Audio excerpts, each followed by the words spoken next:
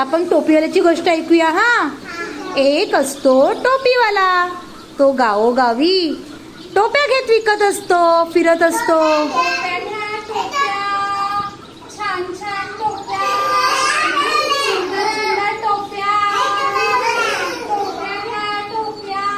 असं विकत विकत तो जंगलातून जात असतो.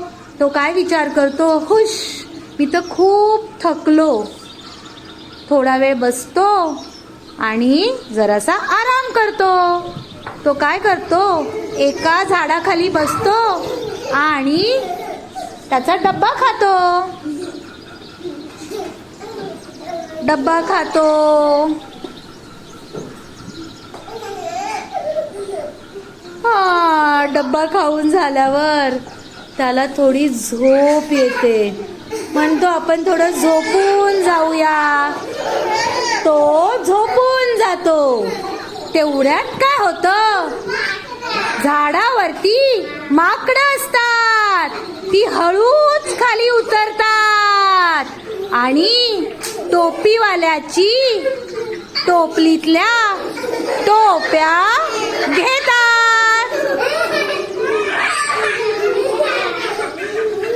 माकडं सगळी टोप्या घालून झाडावरती चढतात. थोड्या वेळाने तो टोपीवाला जागा होतो आणि बघतो तर काय, माझ्या टोप्या. तो वरती बघतो. टोपीवाला खूप चिडतो. तर सगळी माकडं त्याला चिडवून दाखवतात. मग टोपीवाला काय करतो, खालून एक दगड घेतो आणि माकडांवरती फेकतो. मग माकडं काय करतात, झाडावरची फळं घेतात आणि खाली जमिनीवर फेकतात. मग टोपीवाला खालची एक काठी घेतो आणि झाडावरती माकडांना फेकतो. माकडं हुशार, झाडाची फांदी तोडून त्याच्याकडे फेकतात. मग टोपीवाला एक युक्ती करतो. तो स्वतःच्या डोक्यावरची टोपी घेतो आणि खाली फेकून देतो. ते बघताच माकडं पण त्यांच्या डोक्यावरची टोपी घेतात आणि खाली फेकतात.